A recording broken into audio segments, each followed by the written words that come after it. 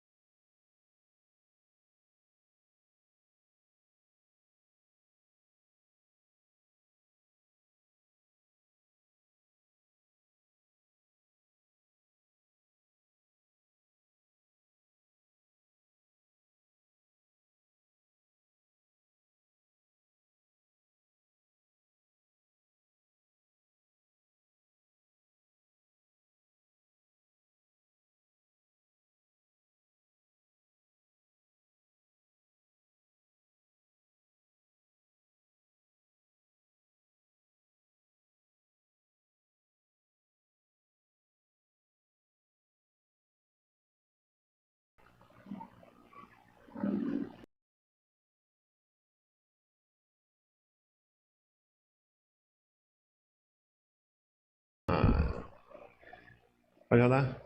Sejam muito bem-vindos a mais um episódio aí do nosso podcast. Hoje a gente tem a alegria de receber o pastor Cláudio. Ele que já tem mais ou menos aí 27 anos de ministério, né, pastor? Já rodou ali pelo Nordeste, por algumas cidades. Pastor, é muito bom ter o senhor aqui, tá bom? Eu acho assim que para o nosso primeiro episódio oficial, né, não existiria um convidado melhor. Sabe que a gente tem um carinho muito grande pelo senhor, né? Muito obrigado. Pelo seu tempo de ministério. É muito importante assim a gente conhecer, né? A gente conhecer o senhor, conhecer um pouco mais da sua trajetória, um pouco mais de como foi que o pastor Cláudio chegou até aqui, né? Acho que é super importante a gente conversar sobre isso. Pastor, assim, vamos começar de uma forma leve, tá? Um podcast, ele não é um questionário. Eu não vou fazer dezenas de perguntas para o senhor, não vou... Assim, ele é mais para a gente lhe conhecer, para o senhor falar um pouco mais das suas experiências que o senhor teve aí pelo Nordeste, pelas cidades que o senhor visitou. Então, assim, se o senhor pudesse se resumir atualmente, assim, quem é o Cláudio, quem é o pastor Cláudio? O que é que o senhor responderia? Eu responderia que eu sou servo de Deus, amigo de todos, né? E que eu existo nesse mundo para salvar e servir. Jesus salva, mas ele nos usa para salvar, né? E nós devemos servir ao nosso próximo, ao nosso semelhante. Verdade. Então, assim, o senhor se vê como uma ferramenta de Deus na Terra, né? Ferramenta de Jesus aqui, né? Amém. Exatamente. Isso é muito bom. E assim, exatamente. A gente conhecendo o senhor, a gente percebe, né? Que o senhor é um homem muito legal, assim, muito engraçado. Isso aí. Né? Que tá sempre ativo na igreja e eu acho isso muito importante. Pra gente é um privilégio ter o senhor aqui conosco, tá? Muito obrigado. Eu também. Vamos falar um pouquinho, assim, sobre o começo da vida, né? Do senhor. Discutir um pouco, né? Sobre as suas experiências. O senhor nasceu na cidade de Osasco, né? Em São Paulo. Isso. Correto, né? O senhor é paulista, isso. Não é cearense, né? Virou cearense depois. Né? Eu digo para as pessoas que sou cearense de coração e como se fosse de nascimento também, né? Mas quando eu fui fazer o seminário teológico, ou na Bahia, as pessoas me perguntavam, de onde você é? Aí eu digo, do Ceará. Aí as pessoas dizem, mas a sua cabeça não é grande. Eu disse, mas por que cearense tem que ter a cabeça grande, né? Aí eu tinha que contar onde eu nasci e tal. De onde eu vim, é um milagre eu estar aqui. Porque eu vim de uma família que tinha tudo para ser desestruturada.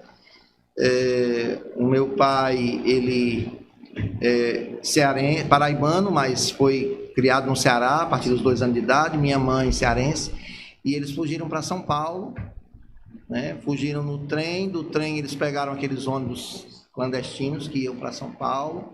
Na realidade, naquele tempo ainda era o pau de arara, né?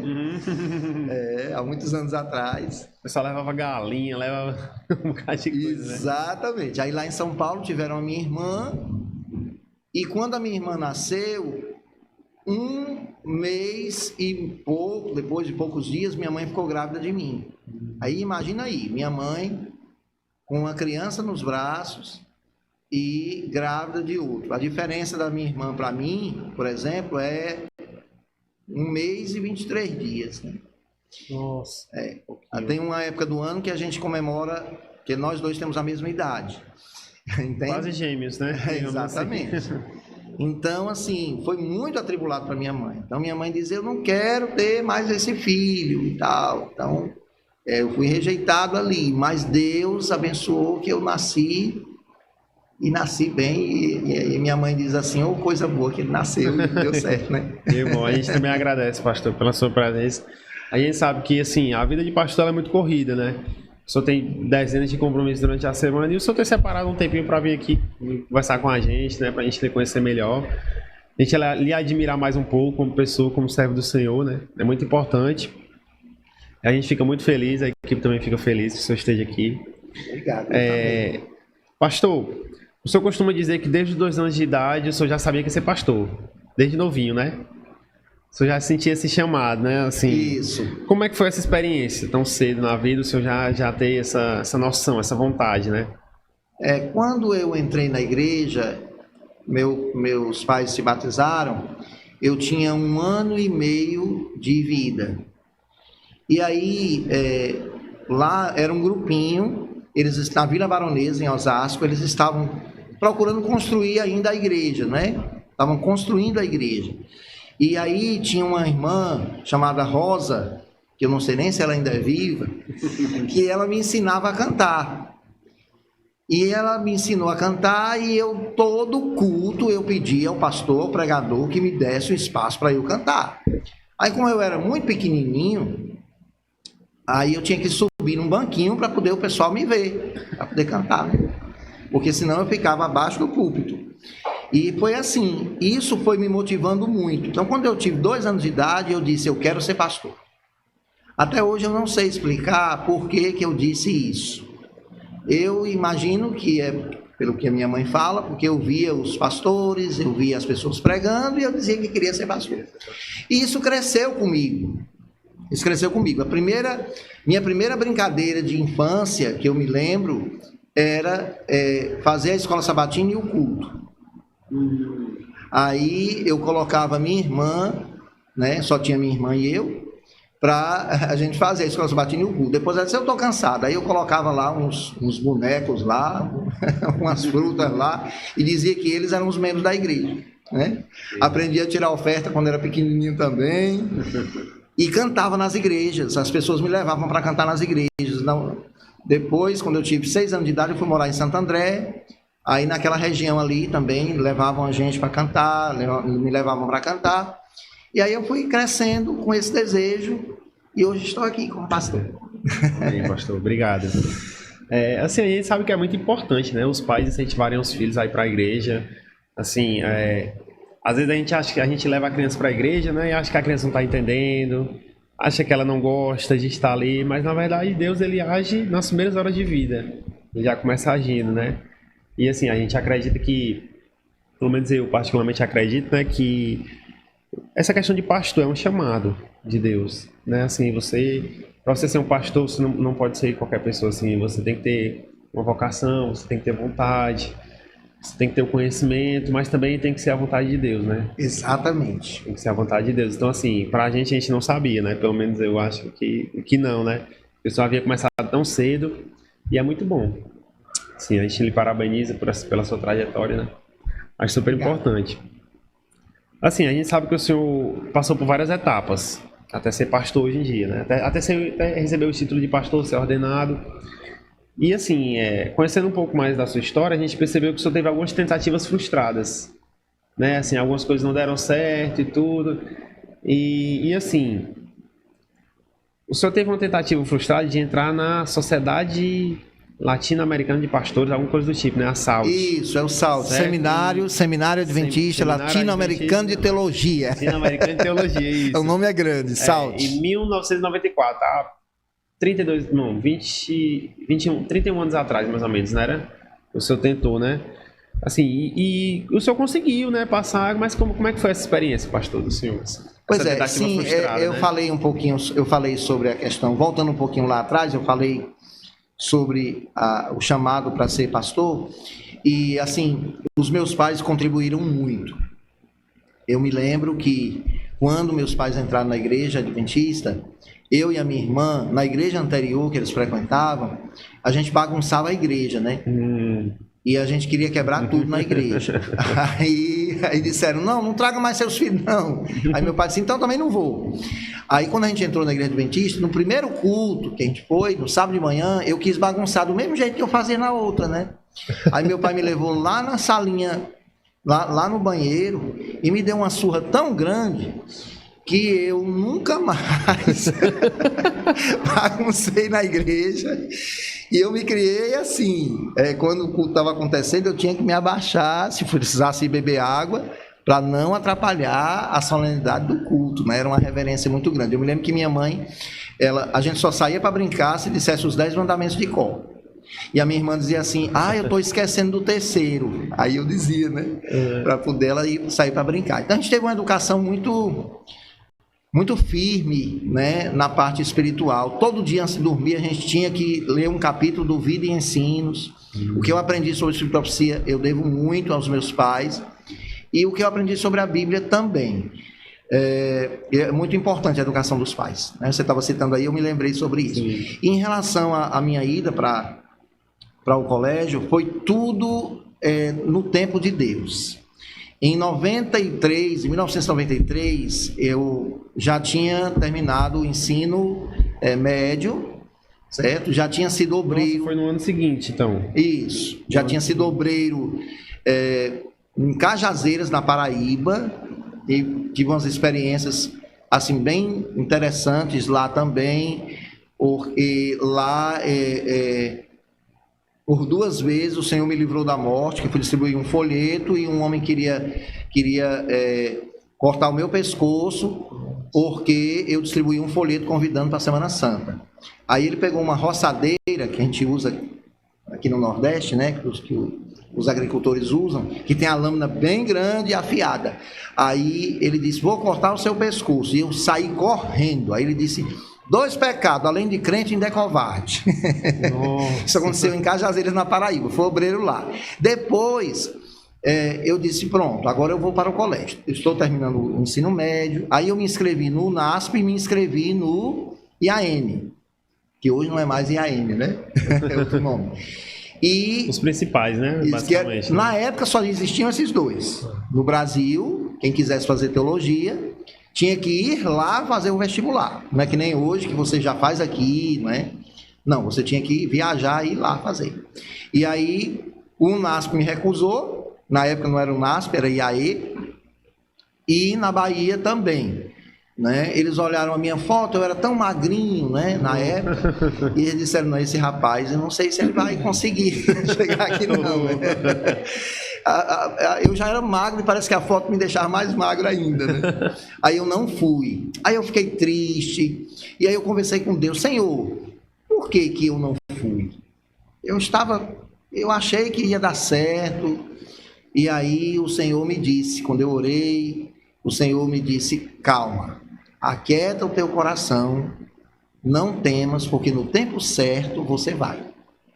E aí naquele ano eu fui chamado para ser obreiro distrital em Iguatu.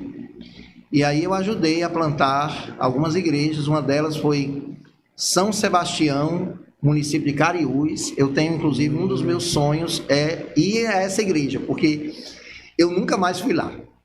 Né? E isso foi em 94. E de lá eu fui para fazer outros evangelismos e levamos muitas pessoas ao batismo. Participei do início da igreja de Icó, né, que hoje é uma sede Icó pastoral. É bem forte, né? Ali, Icó, Milagres, Brejo Santo. Tudo, né? Exatamente. Então, assim, Deus me deu a oportunidade de eu crescer mais, né? Fui ordenado como ancião. Crescer, que eu quero dizer assim, no aprendizado, no conhecimento, né, que você citou aí. Então, eu entendo que o tempo era aquele. Aí no ano seguinte, o meu pastor foi lá, pastor Isnalden Dias, era o meu pastor na época, me ajudou muito, me ensinou muito também. Foi lá na Bahia e disse, olha, o rapaz está preparado. E dessa vez, deixem o rapaz vir. Aí eles deixaram eu ir. Eu fui como industriário, eu trabalhava para pagar os estudos, né? E até nas férias eu também trabalhava. Eu só tinha 15 dias de férias uma vez por ano. E foi assim que eu estudei, foi assim que eu me formei. E um episódio assim que me marcou é que quando eu cheguei no seminário, a gente chegava e 30 dias depois, aproximadamente, 30, 45 dias, depois é que a gente ia fazer a prova do vestibular. Então, se a gente fosse reprovado, se nós fôssemos reprovados, o tempo que nós passamos lá, pronto, em vão. O trabalho que a gente teve lá e tudo. E aí a gente orava muito a Deus para passar. A gente não tinha tempo para estudar para o vestibular. Eu me lembro que a hora que eu tinha para estudar era 10 horas da noite. E eu dormia com os livros na mão, dormia estudando, né?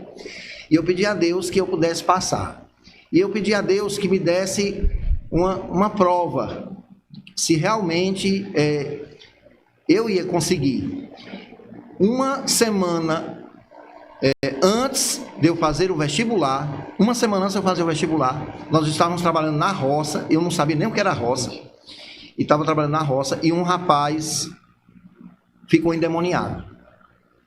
E ele disse que lá na fala, ele disse, começou a acusar muitas pessoas, e nós deixamos o trabalho e passamos mais de 1h30 orando, pedindo a Deus que expulsasse ali o maligno. Aí ele olhou para mim e disse: olha, eu vejo uma luz brilhante em você, uma luz que brilha muito forte, e eu vou fazer todo o possível para não deixar você ser pastor, porque você não pode ser pastor, porque se você for pastor, você vai atrapalhar os meus planos, e eu vou fazer de tudo para impedir. E realmente fez de tudo para impedir mesmo.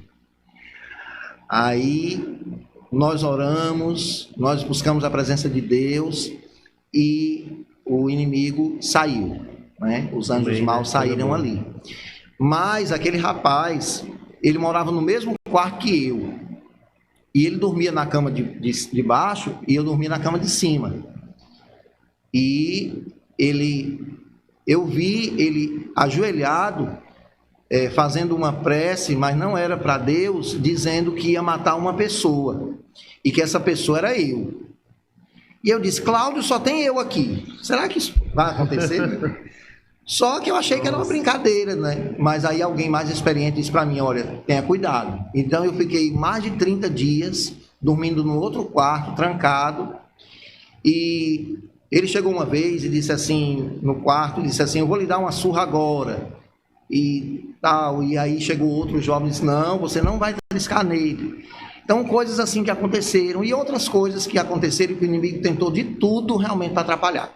Esse jovem saiu de lá depois, quando eu me formei, ele retornou, tentou fazer teologia, não conseguiu, não sei onde ele está hoje, e o inimigo fez de tudo para me atrapalhar, mas não conseguiu e hoje eu estou aqui. Amém, pastor. Então, foi uma das experiências que eu passei.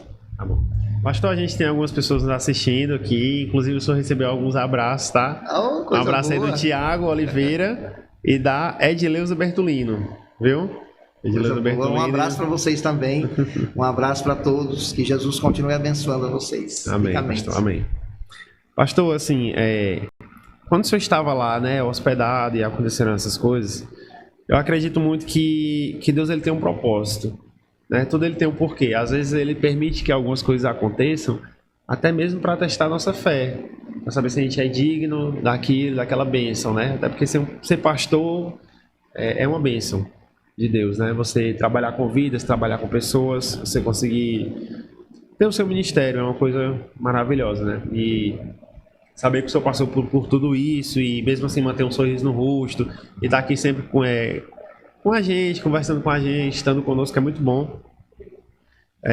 Assim, a gente muitas vezes vê o pastor sorridente, o pastor feliz, já a sua família trabalhando, mas a gente não imagina os desafios que já ocorreram antes, né? Assim, que na verdade a sua trajetória não teve nada de fácil. Não. Pelo contrário, né? Então, assim, pastor, é muito bom que o senhor esteja aqui, né? A gente agradece demais. O curso de teologia, pastor, na época ele não era reconhecido, né? Não existia ainda um bacharel em teologia, uma licenciatura em teologia, né? Não era nada do Inclusive, tipo, né? Nenhuma das denominações. Nenhuma das denominações, né? Não era algo reconhecido, não. Assim. Exato. Entendi. O senhor teve que retornar depois da convalidação, correto? Isso, não foi? Isso. Como foi esse processo, assim? O que foi que o senhor aprendeu com ele? Na época, o governo, ele deu 2 oportunidades. Eu não fui na primeira, fui na segunda. E aí, você teria que ir, como a gente já estava na ativa, porque eu me formei em 1998. Né? Mas essa oportunidade que surgiu, nessa época eu era pastor em Vitória da Conquista, na Bahia, né? Bahia. Aí foi em 2013. Aí você teria que ir, no caso, se aceitasse, teria que fazer uma prova de seleção. Eu fiz a prova, passei. E aí você iria e ficaria o mês de julho de 2013 até o iniciozinho de agosto. Depois você retornava para o distrito, foi o que eu fiz. Quando foi em julho do ano seguinte, fui novamente. Estudei mais um mês e pouco. E durante esse período ainda tinha as matérias que a gente tinha que fazer online. Naquela época não era que nem hoje, mas já tinha online, né? Então a gente teve que estudar dessa maneira. E foi assim que eu consegui fazer a convalidação do curso. Essa convalidação é para atender aos requisitos do MEC. E aí você tem que fazer 20% da grade. né, curricular. Ou seja, eu tive que estudar 20% e a maioria dessas matérias eram matérias que eu já tinha feito. Como, por exemplo, Apocalipse, fiz novamente, movimentos religiosos contemporâneos, fiz novamente, e outras que são exigências do MEC. Mas eu quero dizer para vocês que foi maravilhoso o crescimento que houve. O meu estudo, o meu segundo estudo de Apocalipse, nem se compara ao primeiro. Eu cresci muito mais no aprendizado. Tanto que até hoje eu guardo o caderno com as anotações, né? Muito interessante. Foi muito bom, é muito bom. Pois é como eu falei, né, pastor, assim, tudo é um plano de Deus, né? Assim, às vezes a gente olha assim para a nossa trajetória e vê dificuldade, mas na verdade é Deus testando nossa fé, Deus nos provando, muitas vezes nos livrando de coisas piores mais na frente, né? Então, a forma que Deus trabalha, às vezes ela pode ser difícil de compreender. Sim. A gente olha assim, né, e pensa, mas por que isso acontece? Por que isso não aconteceu? Por que isso deixou de acontecer? A gente tem essa percepção assim humana e acaba olhando e achando que tudo tem que ser fácil, quando na verdade, né, Deus ele tem os planos dele e ele opera da forma que ele acha melhor na nossa vida, né? Com certeza. Hoje tu tá aqui e venceu, graças a Deus, está vencendo, amém, né, todo dia. E assim, é muito importante a gente conhecer um pouco dessa sua história para a gente até mesmo se motivar, né? Às vezes tem pessoas que passam por situações complicadas, acabam saindo da igreja, acabam se afastando, né? Quando na verdade a melhor solução, quando você tem um problema, é você ficar perto de Deus, não é você se afastar de Deus, né? Então assim, a gente às vezes olha para dentro do nosso problema e não percebe que existem irmãos que passam por situações piores e que vencem, e que a gente também pode vencer. A gente também pode passar, a gente também pode ser abençoado, né? A gente também pode aprender com aquilo que aconteceu, né? Sim. Assim, pastor, depois que o senhor se formou, o senhor andou em algumas igrejas, né? Igrejas que eu digo assim, alguns distritos, né? Sim. O senhor já foi para Bahia, já foi para Sergipe, o senhor passou mais tempo aqui no Ceará conosco, isso, né? Isso. Tanto na capital quanto no interior, né? O senhor sempre teve distritos assim, espalhados, né? Em vários locais, né? Várias realidades distintas também. Várias realidades, né? Até mesmo econômicas, culturais, né? Tudo é muito... Sim. Tudo muito geográficas, pela distância. Sim. Quais são as principais diferenças, assim, que o senhor sentiu nesses distritos, assim, mais distantes, mais perto da capital, mais longe?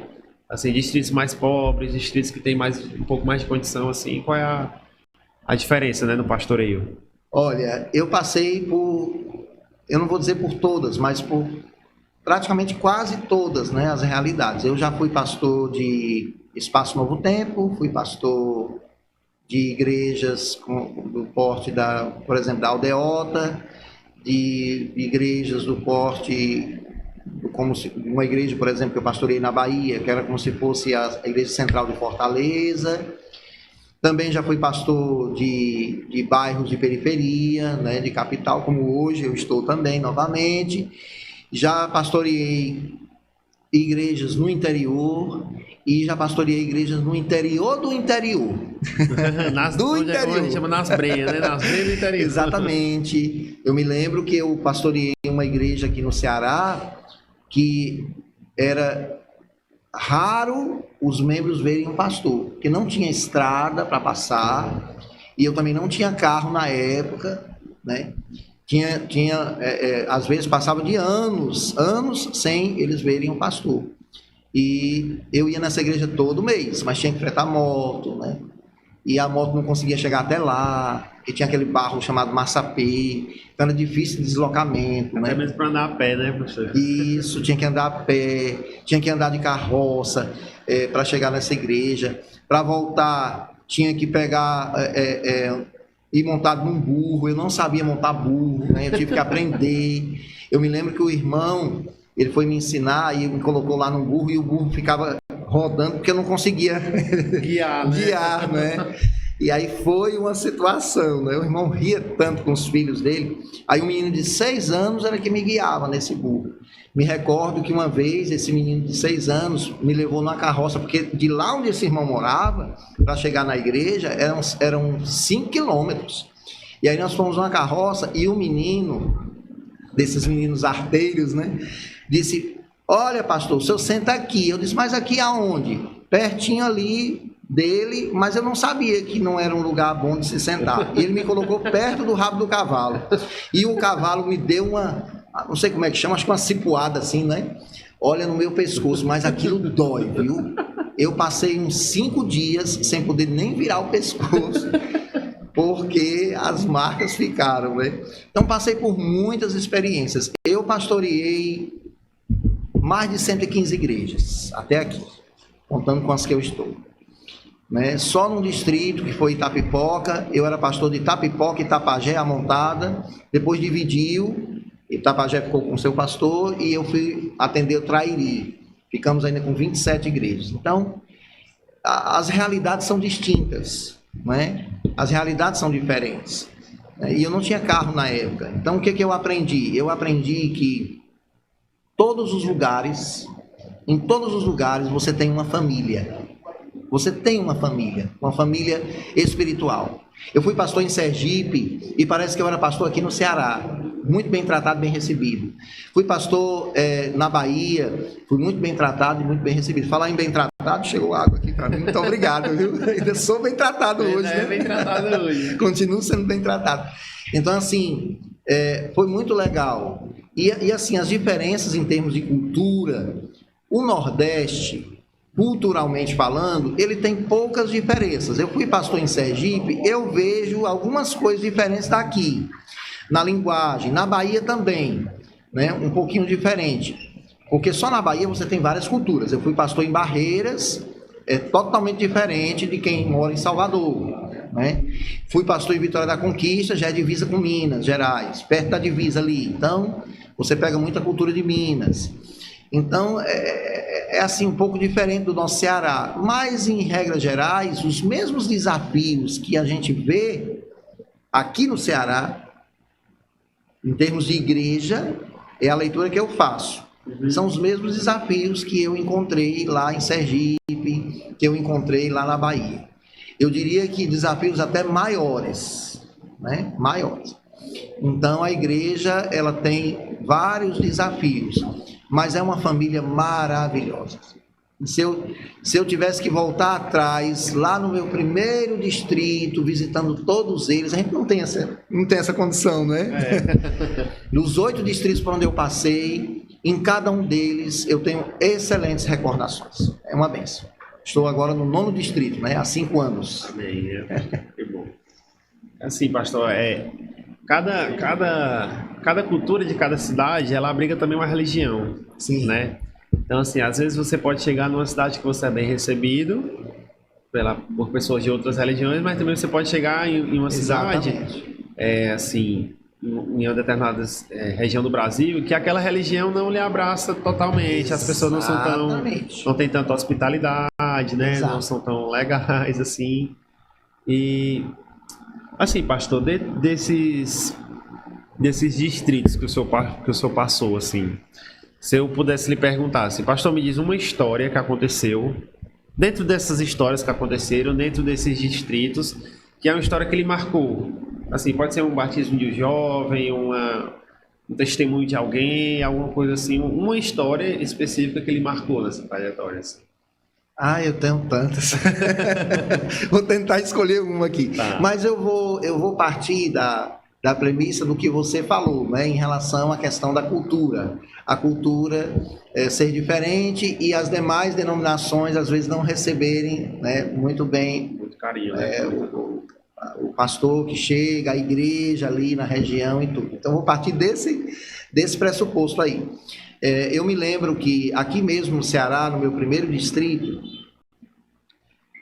pelo catolicismo ser muito forte, então, na região onde eu estava, eu me lembro que havia esse desafio da gente ser bem recebido e tal, né? E eu me lembro que teve uma inauguração de casas populares. E o responsável por essa ONG é adventista. E ele chamou para essa inauguração um representante da Igreja Católica, que era o pároco, né? E um representante das igrejas evangélicas, que era eu, no caso, né? Como pastor adventista. E aí eu fui falar, e não foi só uma vez, foram várias vezes, mas me lembro que teve uma vez que era uma multidão, era muita gente mesmo, e era assim, a céu aberto, né? Num palanque, a gente subia ali. E aí, eu me lembro que mandaram me perguntar, né? Os que iam falar. Olha, nós podemos falar primeiro? Eu disse, podem. Deixa a minha mensagem por último. E eu, orando a Deus, eu disse, a última mensagem é a que fica. Então, Deus sabe todas as coisas. E aí eles falaram. E depois que eles falaram, aí foi a minha vez. Aí eu orei ao Senhor, eu disse, Senhor, eu estou num público diferente. É uma igreja diferente, né?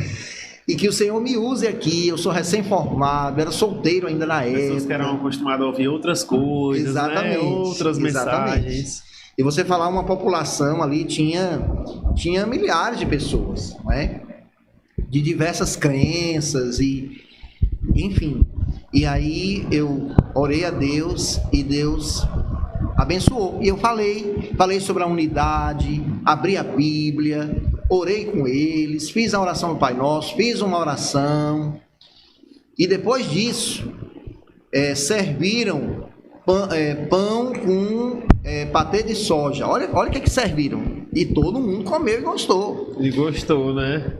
Com suco. E aí, depois disso, eu me encontrei... Eu estava andando na rua de uma cidade chamada Missão Velha, que já era uma outra cidade.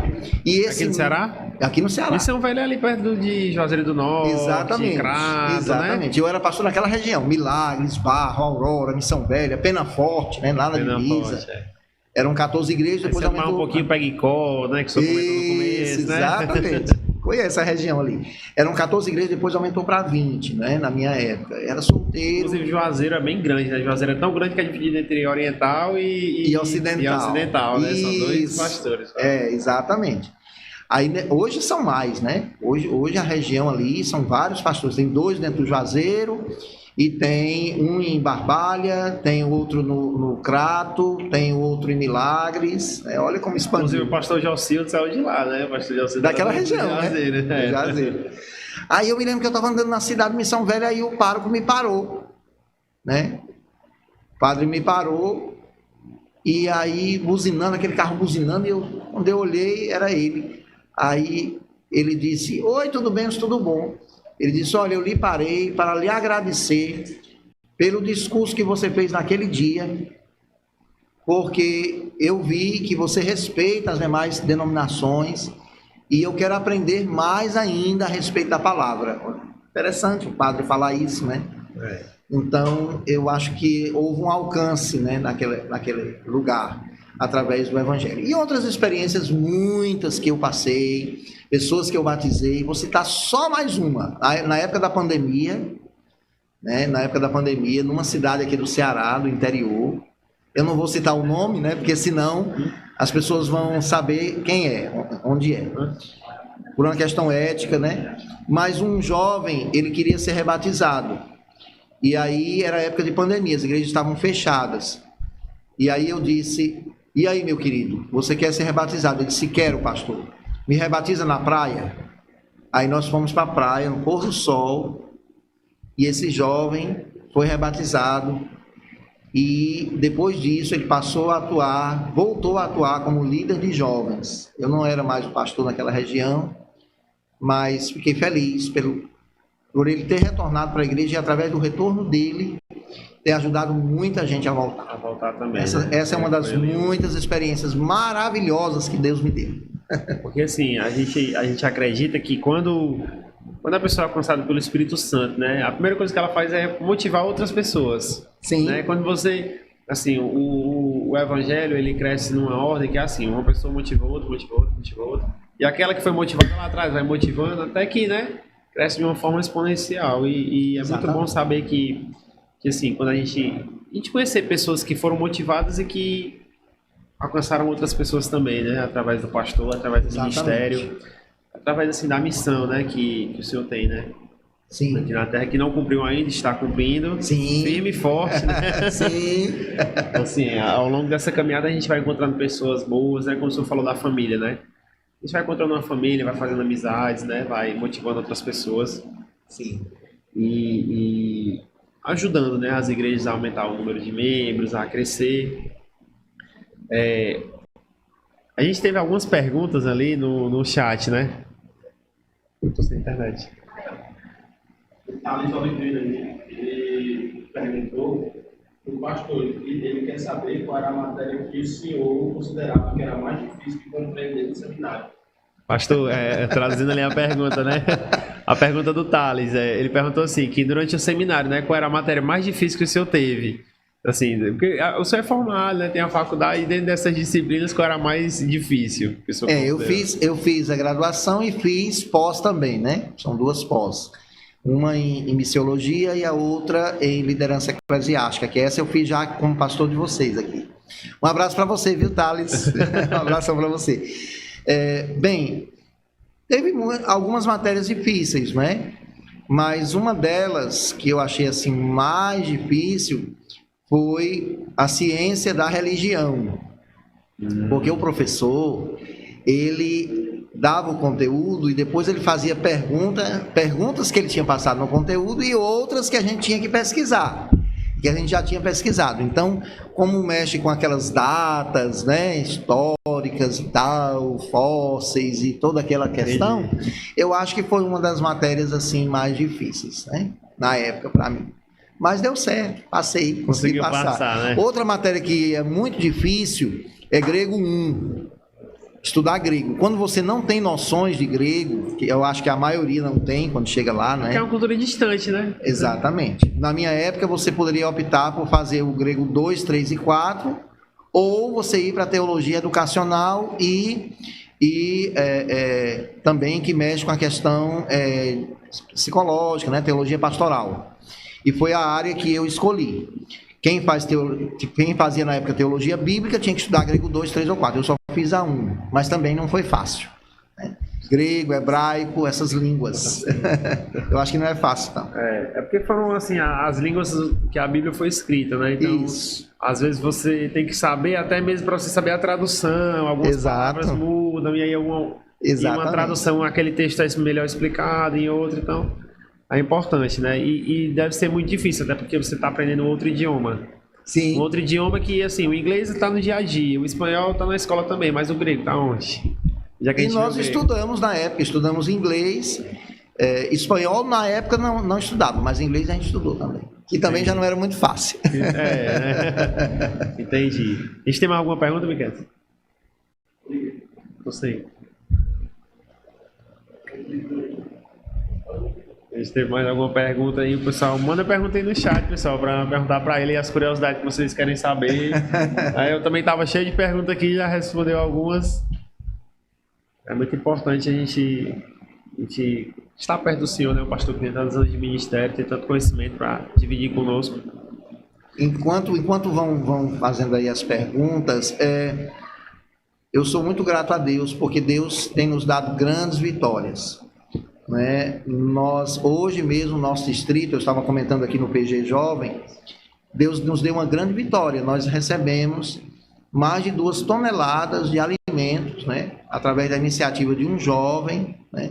Nosso, que ele foi e solicitou, pediu e as pessoas ajudaram.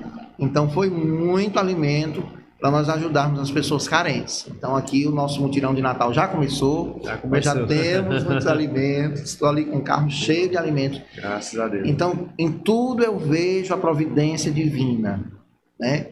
Meu Deus, em Cristo Jesus suprirá todas as vossas necessidades. Amém, pastor. Esse é o Deus que nós servimos. E eu vejo o agir de Deus no meu passado e no meu presente, e nas igrejas que eu passei, e nas igrejas que eu passo hoje, e nas que passarei, né? Amém. A gente já vai abençoando de agora para...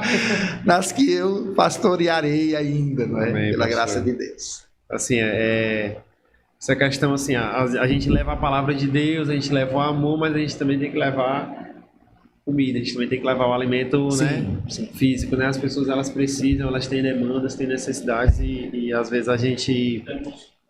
Temos 2 perguntas aqui, viu? Uma é da Marleusa. Ok, irmã Marleusa. A irmã Marleusa aí, irmã. Um abraço para a irmã Marleusa. Coisa boa. Ela pergunta assim, ó, boa noite, pastor.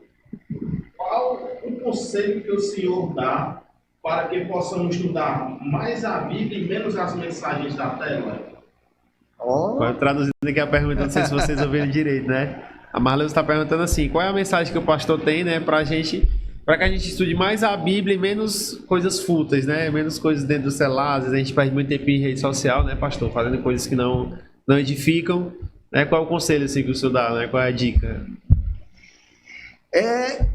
Um conselho que eu acho que seria válido, de acordo com a palavra de Deus, é quando você tem como base todos os dias ter aquele momento de você ter o que a revista Adventista antiga tinha uma seção que tinha esse nome, Hora Tranquila.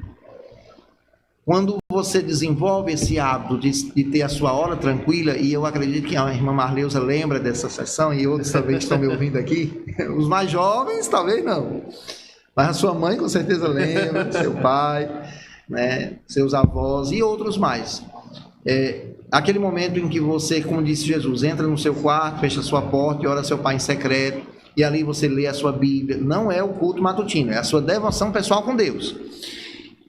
Quando você cultiva esse hábito, quando você reserva esse momento com Deus, tudo fica melhor na sua vida e, ao mesmo tempo, você consegue prestar mais atenção na Bíblia do que nas distrações do celular.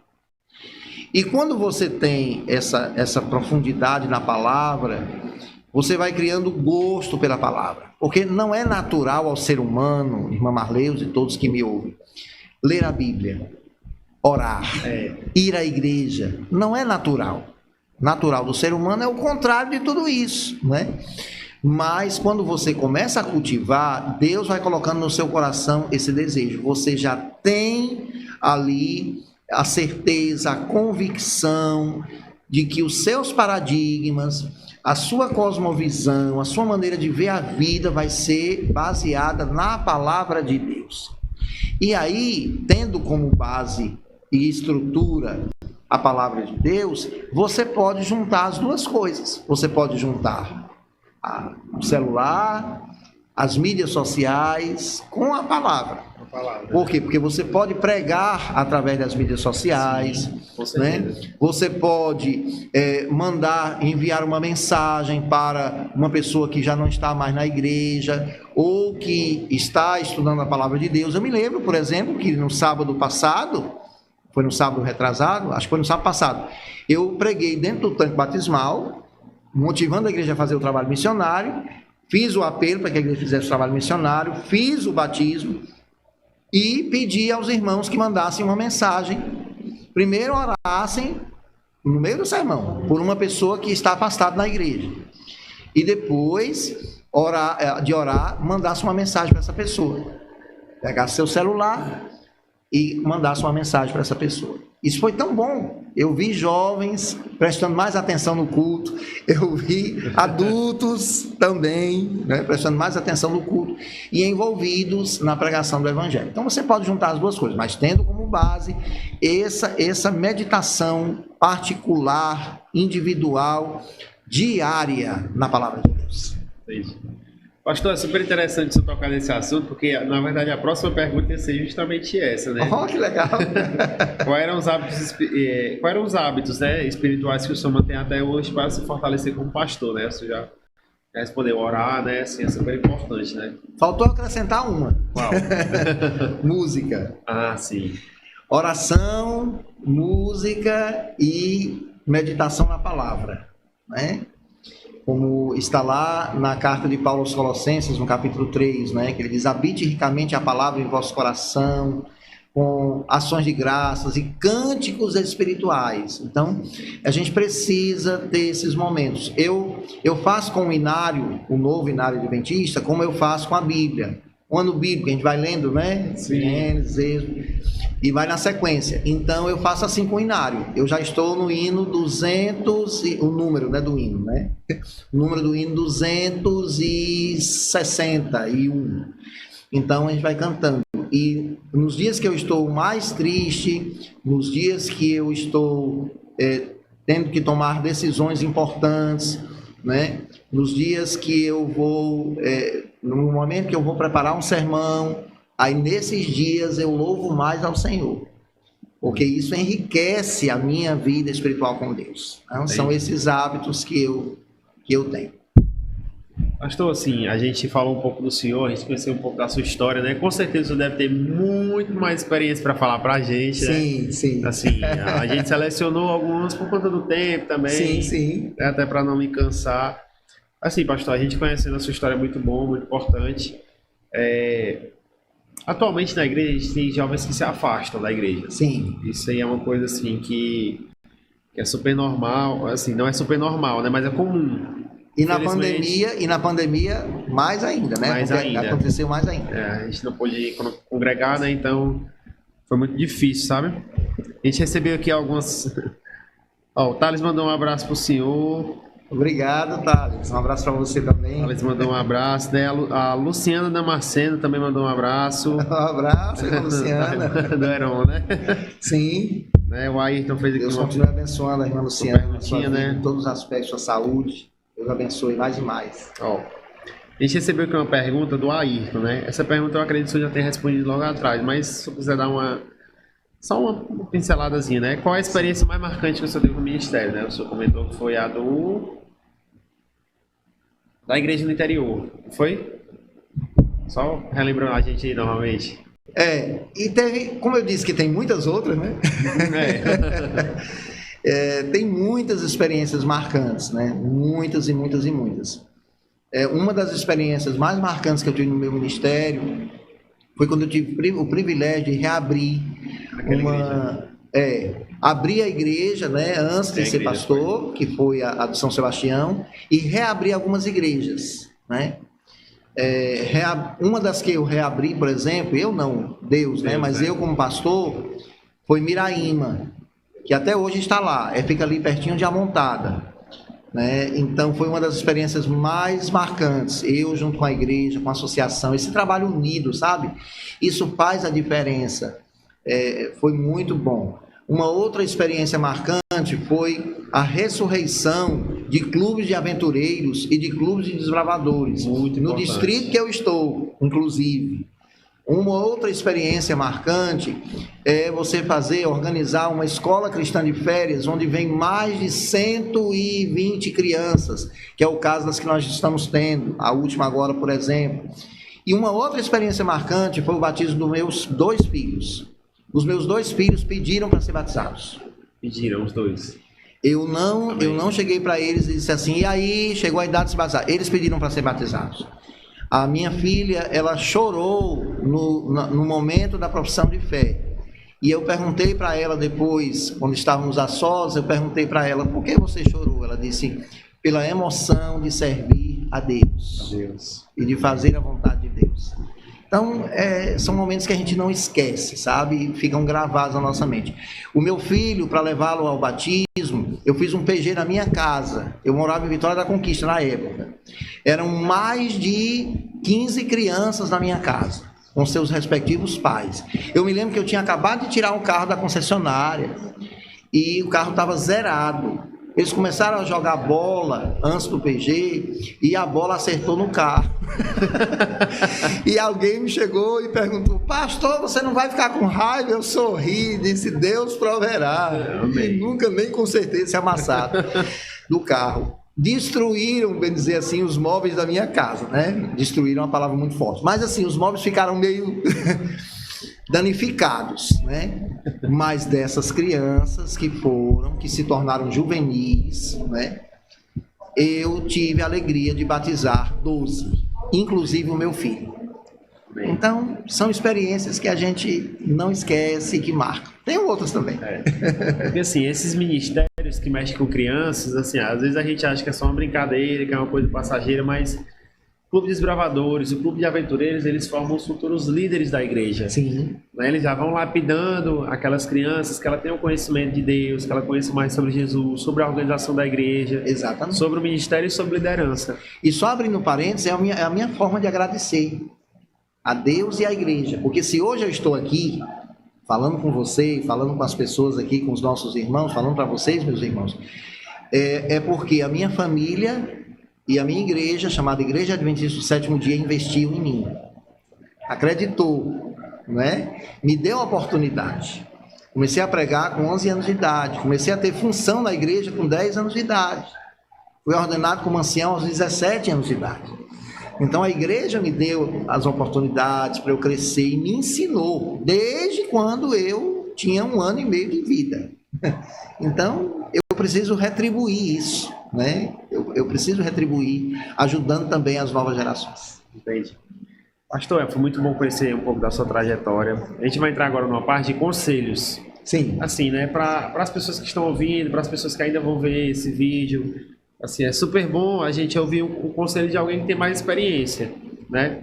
Aproveitando a deixa aqui, tem uma pergunta super interessante, sabe, aqui da Marta. Inclusive, um abraço do irmã Marta, por ter... Marta Barbosa ou Marta Alves. Ah, Marta Alves, certo. Um abraço para você, Marta. Para você, muito boa a pergunta toda dela, né? Pastor, na sua opinião, o que falta para os jovens terem mais interesse nas coisas de Deus? Já que vemos a realidade em muitas igrejas, poucos jovens querem trabalhar em prol do evangelho. Assim, o que é que falta, né, para esses jovens trabalhar? A gente sabe que a gente vem de um movimento que a igreja, a associação, ela se esforça para trazer os jovens. A gente tem um número considerado de jovens em algumas igrejas, mas assim, alguns acabam se dispersando, né? Ou então ficam na igreja, vêm para os cultos e vão, não se envolvem no ministério, não procuram. Assim, alguns vêm as correrias do dia a dia, acabam não se envolvendo, vêm para a igreja, faz uma coisa ali, outra ali. Então, assim, o que é que falta para os jovens no geral, né? Não só os que estão afastados, como os que estão se envolverem de fato mesmo no ministério, né? Se eu fosse resumir numa palavra, nunca fui muito bom em resumo, eu diria a palavra unidade. Tem outras palavras também, missão, né? Eu diria que a igreja precisa estar unida. Os adultos precisam apoiar os jovens precisam apoiar os adultos. Os jovens e os adultos devem apoiar as crianças, os idosos, né? Que são fases da vida mais vulneráveis, né? Difíceis. A igreja tem que trabalhar unida. A irmã Ellen White, inspirada por Deus, antes do processo de reorganização da igreja, ela se levanta na Assembleia da Associação Geral e ela diz: univos, univos. União é força, desunião é fraqueza. E essas palavras, elas me acompanham no dia a dia. Eu acredito que o jovem, ele tem uma força muito grande. O jovem tem um jeito de falar diferente, ele tem uma forma de fazer as coisas diferente e funciona. Então ele precisa ser mais valorizado, ser mais utilizado, né, para a pregação do evangelho. O que motiva um jovem a permanecer na igreja? Tem muitas coisas. Alguém pode dizer, passeio é bom e necessário, né? Ações sociais, importantíssimo. Mas o que mais motiva um jovem a permanecer na igreja é a pregação do evangelho. E eu falo isso por experiência própria. Eu também fui jovem. Bom, eu ainda me considero, né? A gente considera também. Mas eu fui jovem na faixa etária nessa igreja. E aquela época também não era fácil, né? Eu diria que algumas coisas eram mais difíceis do que hoje. Mas quando você tem a unidade da igreja forte, e quando você tem a missão, a pregação do evangelho como foco principal, você consegue atravessar as dificuldades, os problemas e vencer. Sei que os desafios para os jovens hoje são maiores do que os que eu enfrentei, mas eu sei também que hoje a igreja está mais preparada, né? Tem mais conhecimento, tem mais, né? Para poder orientar. E também assim, parte muito da iniciativa. Sim. Também, né, do jovem, né, de procurar, de entender, né? Não adianta a igreja fazer dezenas de eventos maravilhosos da igreja, se o jovem não se envolver, ele não procurar, ele não quiser, né? Assim, a gente tenta, a gente aqui como equipe, como clube, a gente tenta Sim. trazer alguns jovens, a gente se empenha, né? Assim, cada um dentro da sua realidade, Sim. claro, né? E eu tenho visto os jovens terem essa iniciativa, como você falou, procurarem. E é como disse Jesus, os que procuram, encontram, né? Encontram. E assim, às vezes a gente não tem nada, só tem a coragem, né? E vai pra frente, né? E Deus multiplica. Deus multiplica, é verdade. O Adriano fez aqui uma pergunta super interessante também, né? qual a experiência do senhor com movimentos dissidentes? Qual o maior desafio nesses anos com esse fato em questão? Adriano do Jardim Violeta. Certo. Rapaz, eu já ia perguntar qual dos Adrianos. O Adriano pegou para Cristo mesmo agora, viu? Mas quando você falou essa palavra aí, movimentos dissidentes, eu entendi que é o Adriano do Jardim Violeta, porque ele já trabalhou muito, né, com essa questão e orientando os irmãos e tudo também. Veja, eu já passei muitas experiências em relação a isso. Acho que ele fez várias perguntas. Eu vou responder aqui a primeira, depois você me fala qual foi a última. Mas, assim, em relação a movimentos dissidentes, eu já tratei muito sobre isso, né, em igrejas que eu pastoreei e atualmente no distrito onde eu estou também, né, está acontecendo, né, pessoas e tal. E no estado do Ceará também a gente sabe que está acontecendo, né, recentemente, enfim. Então, como é que a gente deve tratar em assuntos como esse? Constantemente nós devemos imunizar, é a palavra aqui, orientar e ensinar aos membros da nossa igreja as 28 crenças fundamentais. Aqui no nosso distrito, desde a época da pandemia, que nós começamos a fazer isso. As igrejas implantaram, né, eu orientei, cada uma fez, de ter as 28 crenças pregadas no sermão de domingo à noite, algumas utilizam no sábado pela manhã. E agora eu vou começar uma classe bíblica, a partir do mês de outubro agora, a classe bíblica distrital, e vai ser nesse foco, as 28 crenças. Quando a igreja conhece mais a respeito da doutrina, ela está vacinada. E esse trabalho não é uma coisa que você faz uma vez na vida. Você tem que fazer constantemente. Essa é uma das melhores formas de tratar. Não é a única. A visitação, a unidade da igreja, porque nós temos uma unidade doutrinária. Com certeza.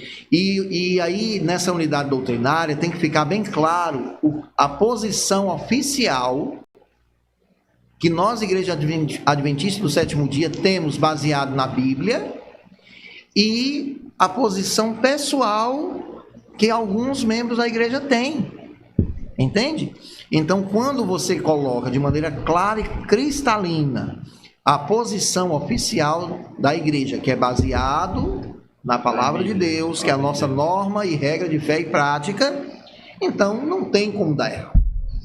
Então, eu diria, Adriano, que essa é uma das maneiras mais eficazes. Eu diria que a mais eficaz, né?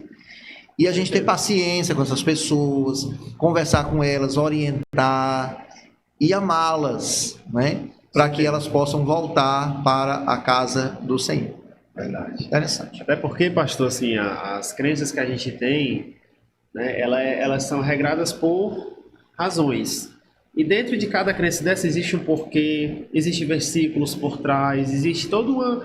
Não são coisas pensadas ao acaso, aleatoriamente, não. São anos de dedicação para que as pessoas entendam, né? Então, assim, houveram pessoas muito antes da gente que pensaram nisso, que estabeleceram. Então, assim, não foi uma coisa que nasceu da noite para o dia. E nada nessa igreja é posição de uma pessoa, de um pastor, de um ancião. É posição oficial da igreja, que nós temos a Assembleia, né, da Associação Geral, que é a nossa Assembleia Mundial, de 5 em 5 anos, e tem os concílios outonais a cada ano. Então, é uma igreja que realmente é dirigida por Deus a cada dia. E nós precisamos entender isso, né, e ver isso de maneira clara. Pastor, assim, a nossa igreja, ela não é só o ministério, né? A nossa igreja, ela é pregação, ela é avivamento. Mas a nossa igreja, como o senhor mesmo falou no começo, né, ela cumpre também um propósito social. Sim. Né? O senhor falou das 2 toneladas de alimento, acho super importante. Eu até ia pular aqui, né? A Luciana fez a seguinte pergunta pra gente, sabe, baseado nisso, né? Como senhor e pastor missionário, fale um pouco do trabalho da ADRA pra gente, né? Assim, um pouquinho do trabalho da ADRA, né? Pegando ali a deixa das 2 toneladas que as pessoas estão no começo. Como é que é o trabalho da ADRA, assim, na igreja? O trabalho da ADRA, ele se soma ao trabalho da ASA, né? Porque a ASA é Assistência Social Adventista, que a gente antigamente chamava Ministério das Docas, né? Sociedade Beneficente Social Adventista, enfim. É o trabalho da igreja local. E aí ele se une ao trabalho da ADRA, que é a Agência Adventista de Desenvolvimento e Recursos Assistenciais. E isso faz com que o evangelho seja pregado. Nós temos de todos os distritos que eu participei, que eu pastoreei, e que eu fui membro e pastor, todos se envolveram muito na área social. Mas o que eu estou atualmente, ele se destaca. A cada ano nós arrecadamos aproximadamente 6 toneladas de alimentos. Eu acredito que esse ano nós vamos arrecadar mais. Porque já começou, já né, bem animado. Atendemos muitas pessoas carentes. Aqui na nossa região são áreas de risco, então nós temos muitas pessoas carentes. E nós temos o projeto Rodas da Esperança, que é um projeto que já havia no distrito quando eu assumi, mas eu tenho notado que ele cresceu, ele tem tomado um corpo muito grande, e o distrito está envolvido nisso, né? E outros projetos também que a gente tem sociais, que atendem as pessoas carentes. O grande desafio, eu diria, para a irmã Luciana e para todos, né, que nos ouvem, não só aqui no nosso distrito, como nos demais distritos pastorais, nas igrejas espalhadas pelo Brasil e pelo mundo, é transformar a ação comunitária, a ação social, numa ferramenta, numa estratégia missionária para anunciar que Jesus morreu e em breve voltará. Ou seja, anunciar a pregação do Evangelho, a mensagem da pregação do Evangelho, pregar o Evangelho. Nós somos muito bons em levar o alimento físico, e às vezes, né, a gente acaba não oferecendo o alimento espiritual. E uma coisa completa-se com a outra. Mas eu tenho notado que aqui no nosso distrito tem havido um crescimento nessa área também. Nós estamos vendo mais pessoas procurando a igreja, não só preocupadas com o alimento físico, mas também com o alimento espiritual. Eu estou notando que está havendo um crescimento nessa área, precisamos avançar, mas já tem crescido nisso. Bastante, né, pastor? Bastante. Pastor, a gente recebeu uma pergunta aqui do Thales, bem rapidinho, tá? Ele perguntou o seguinte, né? Bem difícil, né? Eu não sei se o senhor vai conseguir lembrar. Quem foi o primeiro indivíduo que o senhor batizou e qual foi a sensação? Olha, no meu caso é mais difícil lembrar porque o meu primeiro batismo foi há mais de 26 anos atrás, né? Porque eu estou com 26 anos e 9 meses, né? No ministério.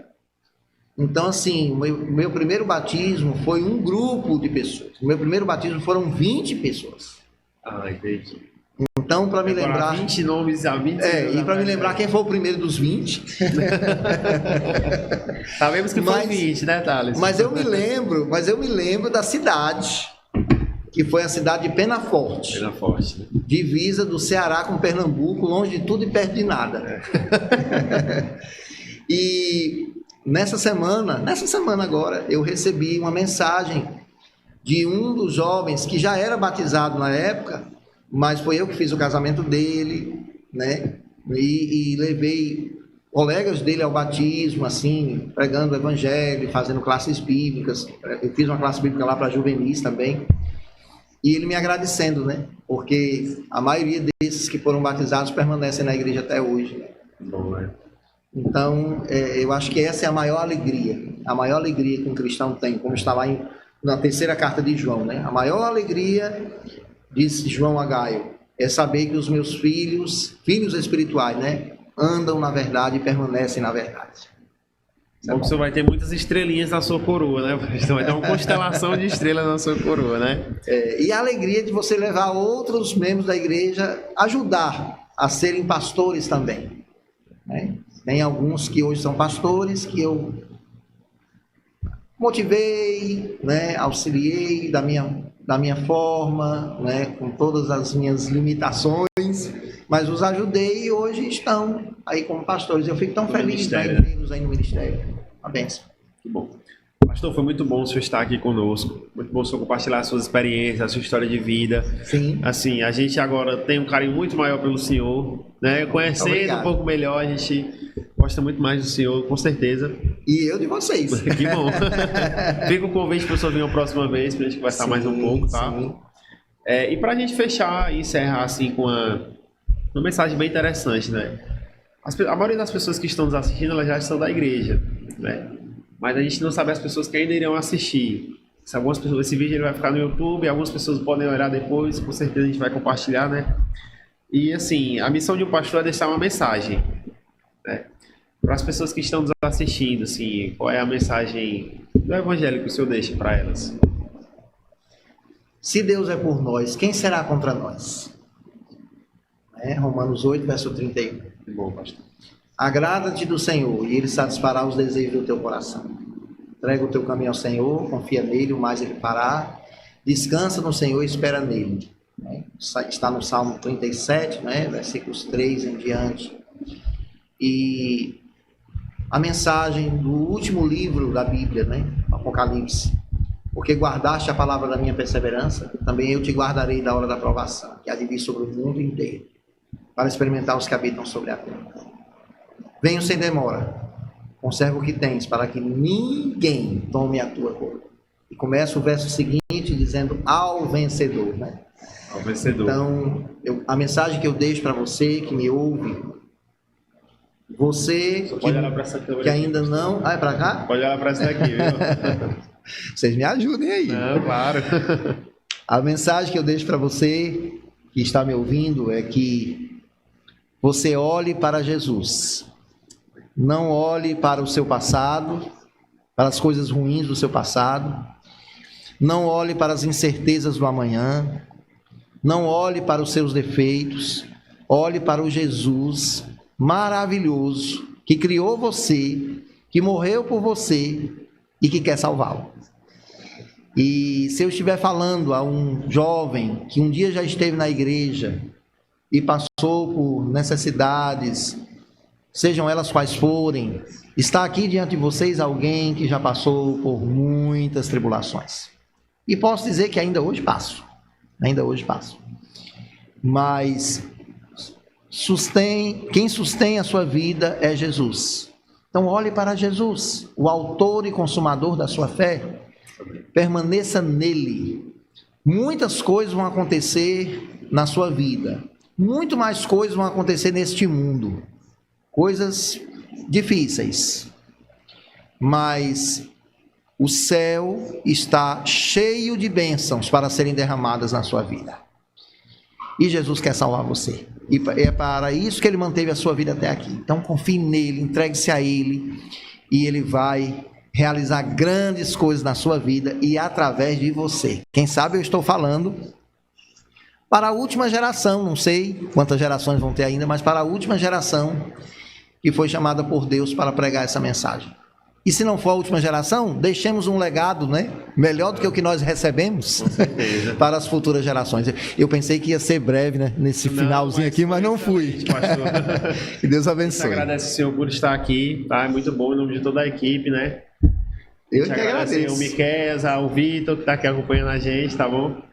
Eu que agradeço a vocês aí. Pastor, acho que a gente poderia encerrar com oração. Sim, sim. Vamos nos conectar com o Altíssimo da forma que nós começamos, na verdade. Sim, antes da oração, eu quero mais uma vez mandar um abraço para todos que me ouvem. E se vocês quiserem me fazer mais perguntas em particular, ou se alguma dúvida pairou, eu não gosto de deixar dúvidas. Então pode me perguntar. Com certeza, Que eu tenho o maior prazer e quero agradecer a vocês por essa iniciativa. Que Deus abençoe a vocês ricamente.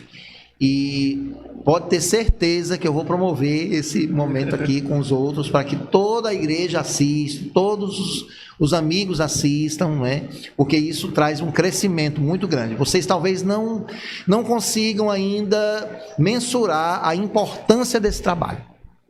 Mas eu posso garantir a vocês, pela graça de Deus, que vai trazer grandes e maravilhosos resultados. Amém, pastor. A gente recebe a bênção, viu? A gente recebe aqui, viu? Pode ter certeza disso. Assim. Que Deus vai não, Ele já está abençoando e vai abençoar mais ainda. Vamos orar. Nosso Senhor, nosso Deus, nosso Pai, autor e consumador da nossa fé. Nesta noite, Senhor, uma noite muito especial, porque nós comemoramos, agradecidos ao Senhor, porque o Senhor nos criou, porque o Senhor nos ama e nos mantém. Amém.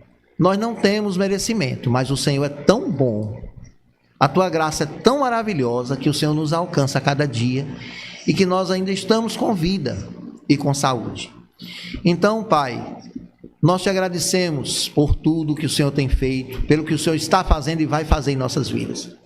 Nós louvamos ao Senhor pelo teu caráter de justiça e de misericórdia. E nós colocamos diante do Senhor as nossas vidas. Somos limitados, mas o Senhor é infinito e eterno. Somos pequenos, mas o Senhor é grande. Somos fracos, mas o Senhor é forte. E é na tua força que nós nos movemos, existimos e crescemos. Amém. Colocamos nas tuas mãos, Senhor, nesse momento, cada pessoa que está ouvindo agora, cada pessoa que está assistindo esse podcast, que seja abençoada, alcançada e dirigida pelo Senhor. Eu não sei exatamente todas as pessoas que estão assistindo, e nem conheço as necessidades de cada um deles, mas que o Senhor abençoe, que o Senhor dirija, que o Senhor consagre, e que o Senhor prepare a cada um de nós para a tua breve volta. Amém. Se há algo em nós que precisa ser mudado, Senhor, e eu sei que há, que o Senhor mude, transforme. Que aquilo que não presta, o Senhor tire do nosso coração, mas aquilo que é bom, que vem de Ti, que esteja na nossa mente e na nossa vida. Que o Senhor nos abençoe neste dia tão especial, que é o Santo Sábado. Que o Senhor nos prepare para o maravilhoso dia da Tua breve volta, e que o Senhor esteja conosco, hoje e até a consumação dos séculos, como o Senhor nos prometeu. Nós te rogamos em nome de Jesus. Amém. Amém. Pastor, muito obrigado por ter vindo, tá? Nada. A gente vai ficando por aqui, tá bom? A gente vai deixar esse vídeo disponível, você compartilhe com outras pessoas que você acha que precisam ouvir essa mensagem, que precisam se fortalecer um pouco na fé, tá bom? Eu posso fazer um pedido? Pode sim, com certeza. Eu quero fazer um pedido para vocês, que vocês... Esse aqui, pastor. Aqui. Obrigado. Eu quero pedir a vocês que orem por todos os pastores adventistas do sétimo dia no Ceará. No Ceará, distritais são 47, se eu não estiver enganado, mas ainda tem os departamentais, são em torno de, acredito que uns 53, não sei, pastores. Orem por todos nós, orem pelos pastores da Igreja Adventista no Brasil, no mundo. Orem pela minha família também, pela saúde dos meus filhos, pela minha esposa, por mim, por todos nós.